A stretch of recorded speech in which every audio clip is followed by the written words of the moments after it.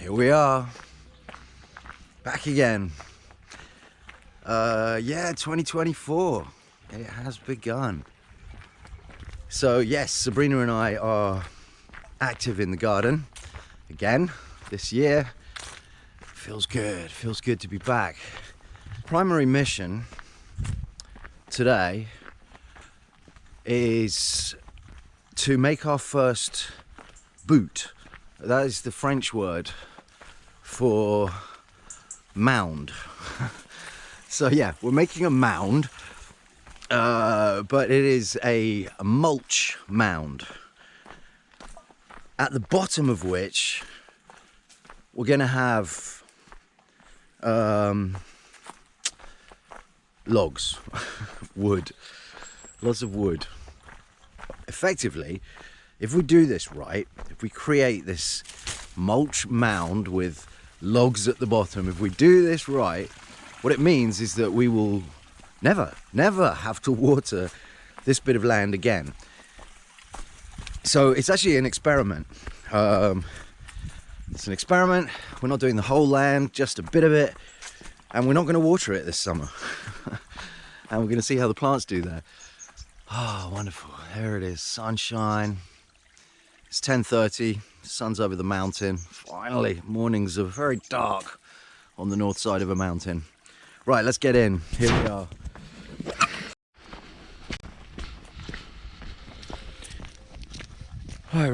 Right. So, here's our trench currently. It's a trench. That's the first one. There are going to be 4 in this section. Not that hard to see. So we've marked them with string. We've got 1, 2. This one we've dug the trench for. 3, and last one over here, 4. So effectively, this back section of the garden here will become a large boot mound, a self-watering area, whereas this area, this part of the garden will not. So we will be able to see straight away whether, you know, watering creates the same sort of plants as not watering in a mulch mound. So yeah, let's see. Today I've actually got to go up into the forest to collect wood, because yeah, I would say we need fairly thick logs at the bottom here, and ideally quite alive, quite green, lots of moisture trapped within them. Oh, just a quick tour, I suppose. We've got my cosmic cone, I called it. It was a cosmic cucumber cone. It's now sitting in the raspberries, which are yet to do anything. But I thought the raspberries might enjoy it. Got my tent over there looking a bit worse for wear. Yeah, we've planted a few things. We've got peas going on here. See the peas. Looking great, very organised, that little block. Sabrina did that. And we've got these beans here, also looking great. Yeah, I'm going to come back to this process bit by bit. I want to explain exactly what we're doing here. So, you know, beyond being a mulch mound with logs at the bottom, and soil, essentially. Yeah, I'm going to explain it in more detail as I go along. But what I want to say at the outset is that most people do not involve electroculture with their mound process. I don't know what you call it in English. I've just been calling it a boot the whole time, because I quite like that word. It's a boot. Oh, look at these lovely clouds. So yeah, we're going to be using electroculture, and 2 things primarily. Well, actually 3. 3. I'm going to make an antenna, possibly a cloudbuster, that's going to sit right here. Something productive, some wonderful antenna.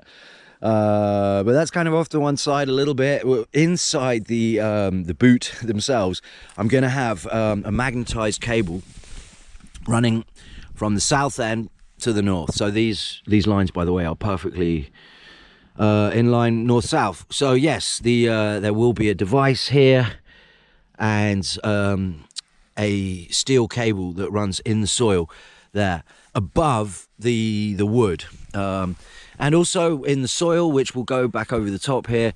We're going to have basalt. So yeah, basalt, magnetized cables, and an antenna of sorts to kind of oversee the whole garden, really. The antenna is more for everything. Oh yeah, I've actually got one cable here. So this one has been pulled out a little bit already because I just wanted to make sure it was there. Basically, I wanted to make sure I had the right place. So yeah, one of them is in place, and in fact it stretches all the way across the whole garden, somewhere to over there. And I can't say that I've seen much to tell you about in terms of it being really effective. I haven't seen that.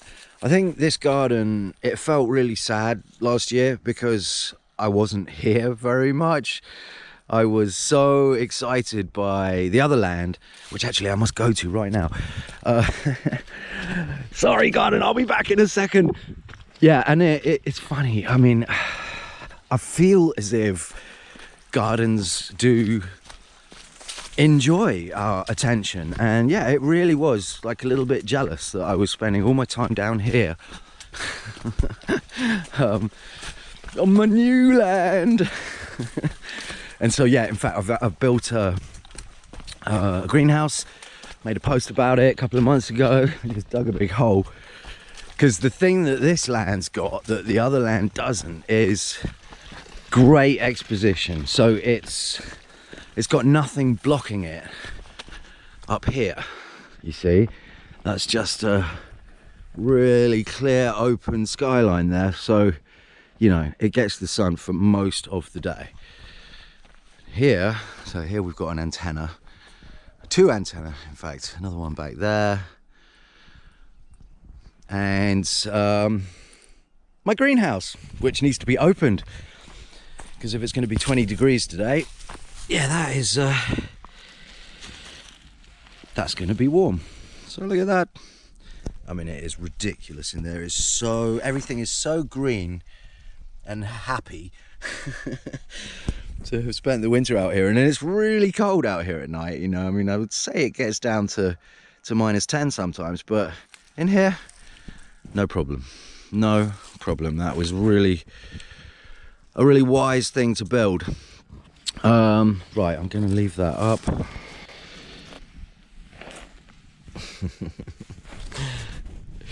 This is baby cat. Come to see us. He's been rolling in the mud. On you.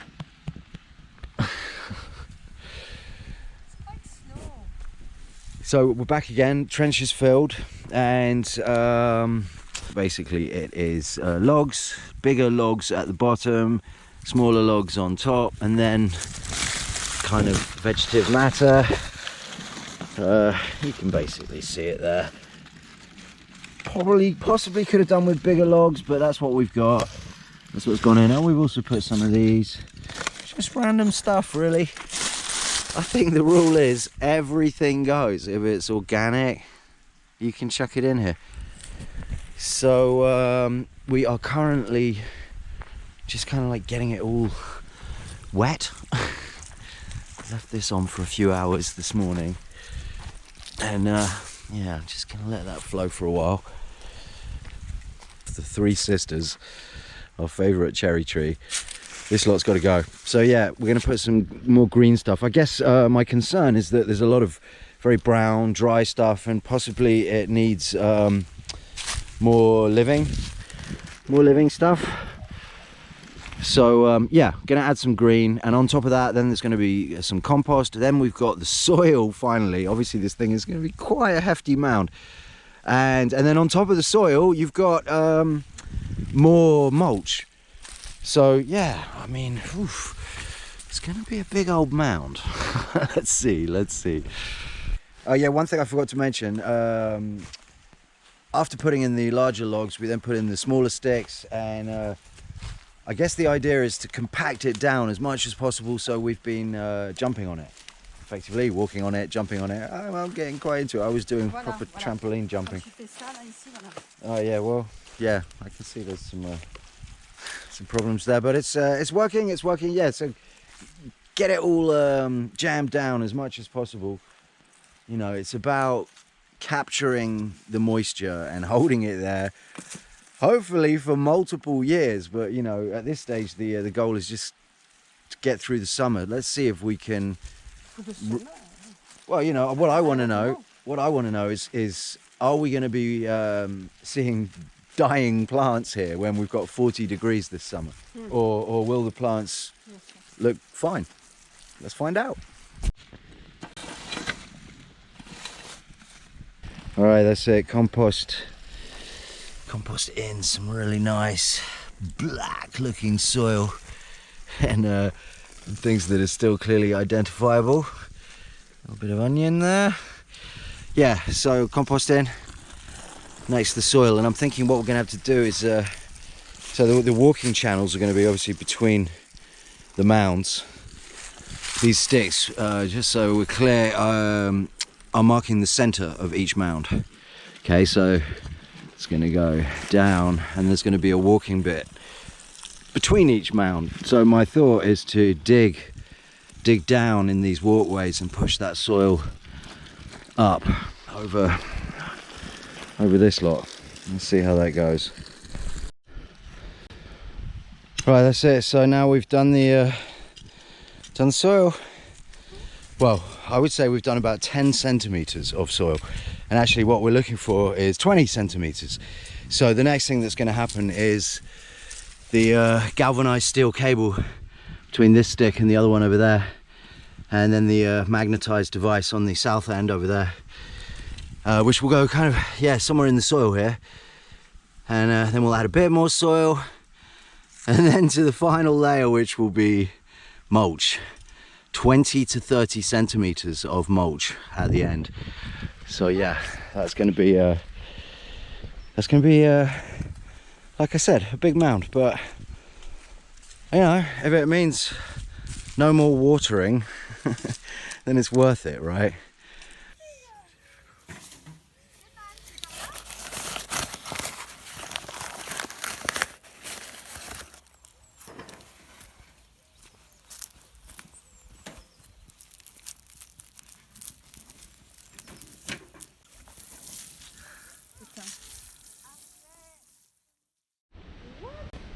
This is crazy. So we're just walking home, and we can see they're putting a new road right next to our village, which is here.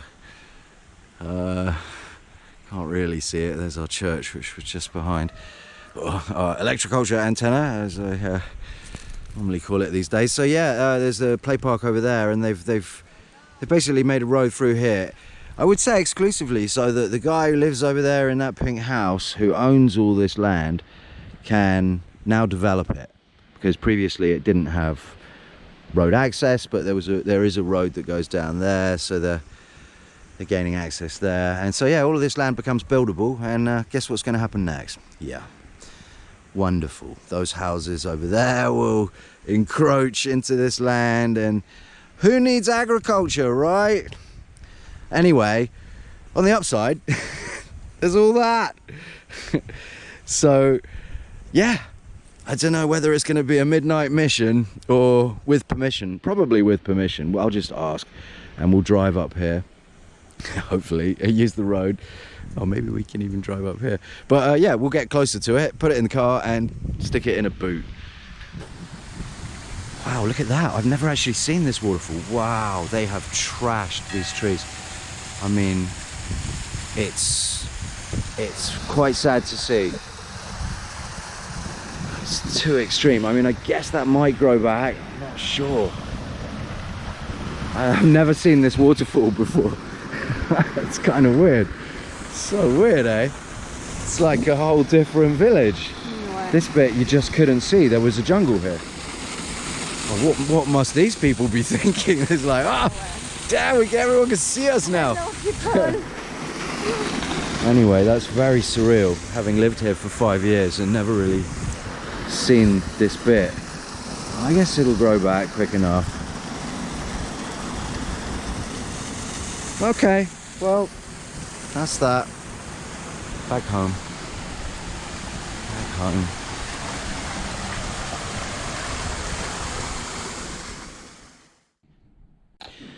Right, here we are back at home. I just wanted to quickly explain to you how to make these magnetized devices. So this is a collection of ferrite ring magnets put into beeswax. And so here we've got the ferrite ring magnets. You can see. So I use 18. I don't know why 18. It just feels pretty good in my hand, 18. And yeah, literally you do some beeswax. We've got loads of the stuff here, and you do some beeswax. As you can see, we've made some beeswax candles here, and yeah, you just you put it in a hot water bath.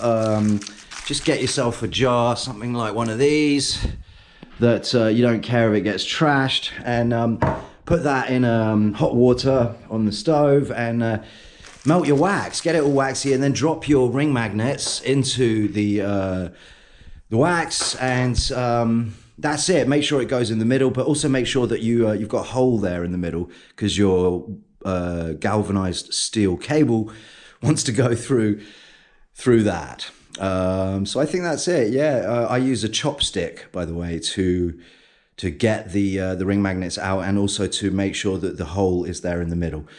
All right, so let's get back to the garden. Okay, so here we are back at the boot. As you can see, it's pretty big now. So we've been layering green and brown. You can see there's a green layer here, just about, brown layer there. Yeah, much as you would do for a regular compost heap, green and brown layers.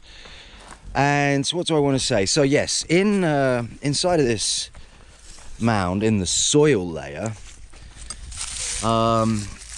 we've got our galvanized steel cable attached to the two pieces of wood that you saw at the beginning, either end of this.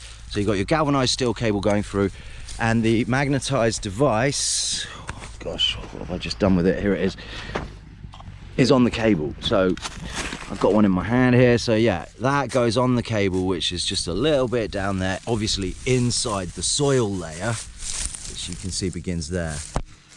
So what did I want to say? So yeah, I just want to show you with these devices how you can establish which is the front and the back, because there is a right and a wrong way. If we just pull it to the compass here, we can see that one end is attracting south and the other end is attracting north. So the end that's attracting south wants to be facing north, okay? So that's how your device would go. The end which attracts south faces north and continues basically the flow of energy up that boot. Okay, so I think that's it. And oh yeah, well, what I wanted to say as well, that we have planted a couple of things. You can just see a little kale here, another one over here. So yeah, obviously those have been planted in the soil, and then the mulch has just been pulled up back around the stalk to keep all that moisture in and stop any weeds growing. There's a little baby one over here. Things can get lost quite easily. I guess you might need sticks just marking where they are. And I also wanted to say that when it comes to planting seedlings, I think what you do is you make a divide that goes all the way down the middle. You just pull the mulch back, and you plant your seeds in the exposed bit of soil and just leave it exposed until they have grown up a bit, and then you push everything back to stop the weeds growing. So yeah, we've got 3 kale in so far, nothing else. We're still not quite finished loading up the outer layers, but yeah, we're lacking in green stuff at this time of year, but it's coming. And yeah, as you can see, boot number 2 has begun today, and we've got some wood here ready to go in. So I think that's it. We're gonna keep an eye on things. We're gonna report back at the end of this summer season to let you know how well the mulch mound fared. And yeah, I'm sure I'll make a few other films in the meantime, perhaps about Esteban's amazing garden, which you can probably see here. It's not Oh, sorry. It's Luna's garden as well. Very true, very true. The children's garden. You see, look at that. Electroculture antennas. They got a pyramid over there, a little one. And yeah, all things are good. So yeah, like I said, I'll report back at the end of the summer and let you know whether or not this was a successful project to not water our plants for the rest of the year.